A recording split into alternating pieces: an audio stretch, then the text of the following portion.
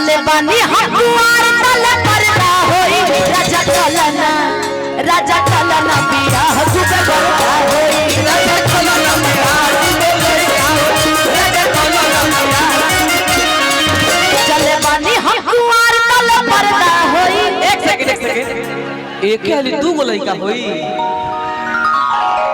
बाप बाप एगो के नाम का रखल जाई उ नाम हम अपना हिसाब से रखब कि जले बानी हम कुआर तले पर्दा होई जले बानी हम कुआर तले पर्दा होई राजा चलना बियाह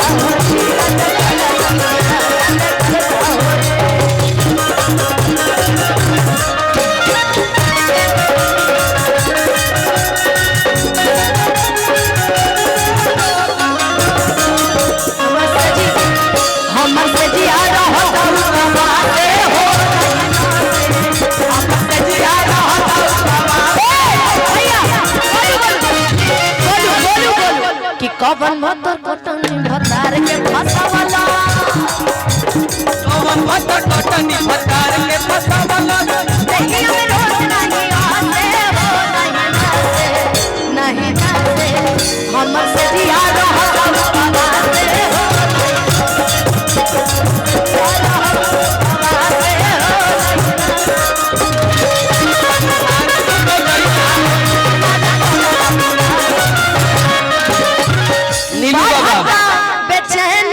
मुश्किल भगिल जीना मीनू बाबा जवही भैया की तरफ से बहुत पुरस्कार मीनू बाबा जी की तरफ से बहुत कि बढ़ता बेचैनी दादा मुश्किल भगिल जीना अरे की बढ़ता अरे बेचैनी दादा अरे मुश्किल भइल बाजी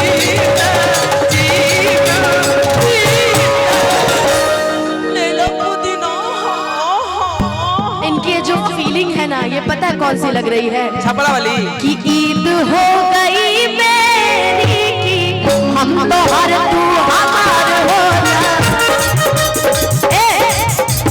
तू ही लभर एक नमर हो जा और के कमर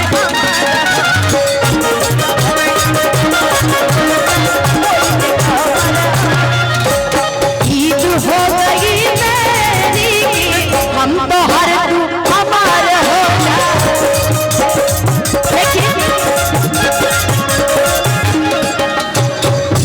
तू हवा अरे जड़ के रजाई हमर सर्दी के दवाई। लेकिन एक चीज और याद आ रहा है बोल दे कि बघवा बिरादरी कहल जाला यही रहना के बघवा बिरादरी कहल जाला यही रहना के बाकी बड़ी देर से कहत रहला प्यार करेलू मोहब्बत करेलू तो सुना लवर हमारे हाजत बनी खाना के बघवा बिरादरी कहल जाला यही रहना के लवर हमारे हाजत बनी खाना के। तो वो तो आदमी न होई है। अरे पगला समझो गाने को भाव समझो मेरी पगली मेरी बात सुनो मेरी पगली मेरी बात सुनो बोलो वो जाड़ वाला बोलो जो जाड़ वाला रजाई वाला बात बोली थी। ईद हो गई मेरी की हम तो हर तू हमार हो जा तू ही लभर एक नमर हो जा ओढ़ के कमर हमार हो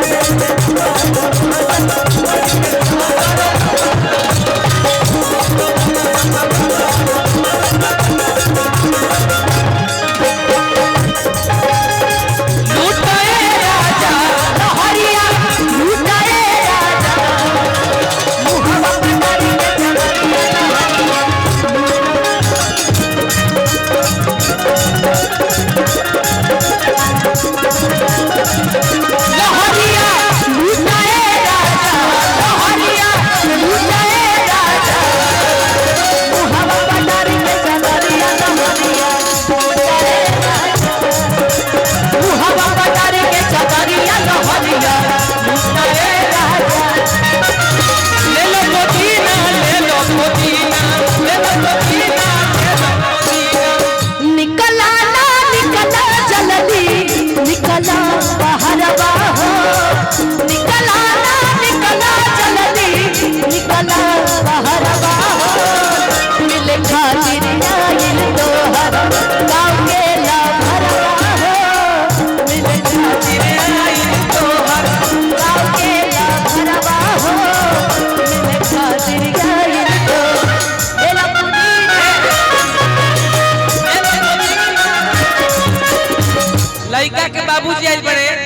एगो सोहर गा दो कि ये जुग गाना- जुग जिया ये सुनला नवा।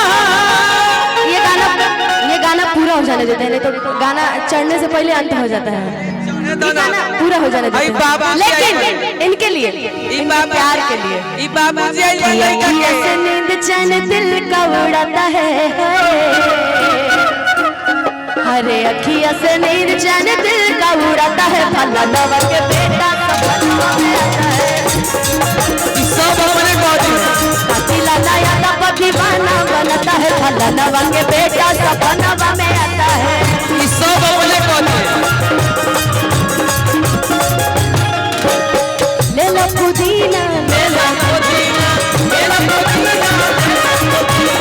मेला पुदीना सोचता नहीं बढ़ा बाबा झाट दे कराई दसना मामा से हमारा मिलन वैरा। सोचता नहीं बढ़ा बाबा झट दे कराई दसना मामा से हमारा मिलन वैरा।